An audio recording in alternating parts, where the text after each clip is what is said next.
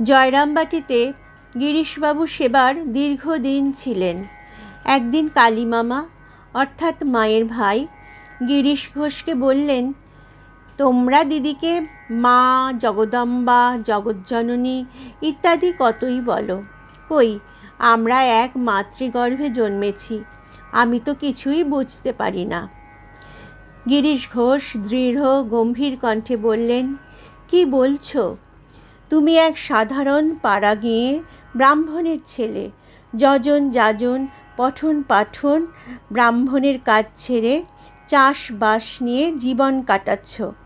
তোমাকে যদি একটা চাষের বলদ দেবে বলে, তো তুমি তার পেছনে পেছনে অন্তত 6 মাস ঘুরতে থাকো।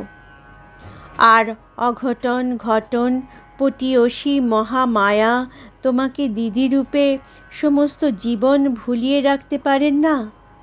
যাও, যদি ইহ ও পরলোকে মুক্তি চাও তো এখনই মায়ের পাদপদ্মে শরণ নাও।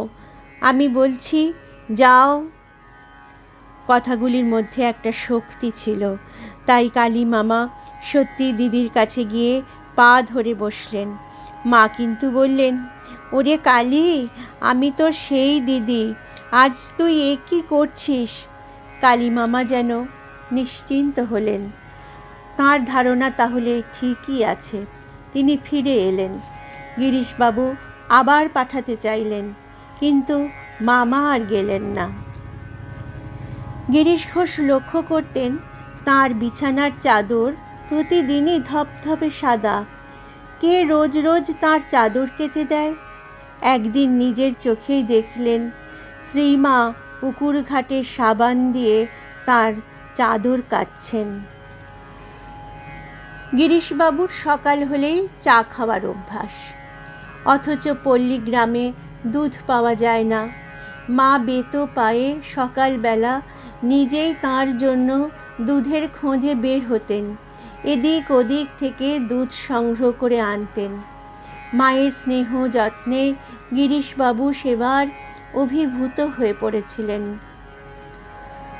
1896 খ্রিস্টাব্দে মা যখন কলকাতায় সরকার বাড়ি লেনের গুদাম বাড়িতে ছিলেন, তখনও গিরিশবাবু প্রায়ই সেখানে গিয়ে মাকে প্রণাম করে আসতেন। মা যেদিন সে বাড়ি থেকে জয়রামবাটিতে ফিরে যাবেন, গিরিশের মন ভারাক্রান্ত। সেদিনও তিনি এলেন এবং স্বামী যোগানন্দকে নিয়ে উপরে মায়ের কাছে চলে গেলেন। মাকে ভক্তি ভরে সাষ্টাঙ্গে প্রণাম করলেন। তারপর যুক্ত করে বলতে লাগলেন, মা, তোমার কাছে যখন আসি তখন আমার মনে হয় আমি যেন ছোট শিশু নিজের মায়ের কাছে যাচ্ছি। আমি বয়স্ক ছেলে হলেও মায়ের সেবা করতে পারতুম, কিন্তু সবই উল্টো ব্যাপার।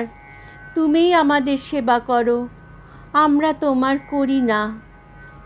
এই তো জয়রামবাটি যাচ্ছ, সেখানে পাড়া গাঁয়ে উনুনের পাশে বসে দেশের লোকের জন্য রাঁধবে আর তাদের সেবা করবে। আমি কেমন করে তোমার সেবা করব?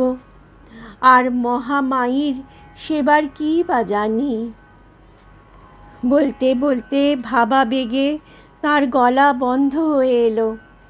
তারপর সকলের দিকে চেয়ে আবার বলতে লাগলেন, ভগবান ঠিক আমাদেরই মতো মানুষ হয়ে জন্মান, এটা বিশ্বাস করা মানুষের পক্ষে শক্ত। তোমরা কি ভাবতে পারো যে তোমাদের সামনে পল্লীবালার বেশে জগদম্বা দাঁড়িয়ে আছেন? তোমরা কি কল্পনা করতে পারো যে মহামায়ী সাধারণ স্ত্রীলোকের মতো ঘর কন্যা ও আর সব রকম কাজকর্ম করছেন? অথচ তিনি জগৎ জননী, মহামায়া, মহাশক্তি, সর্বজীবের মুক্তির জন্য এবং মাতৃত্বের আদর্শ স্থাপনের জন্য আবির্ভূত হয়েছেন। গিরিশের এই কথাগুলি এক ভাব গম্ভীর পরিবেশের সৃষ্টি করল। যেখানে মায়ের নাম সেখানে আনন্দধাম, আনন্দম শুধু আনন্দম।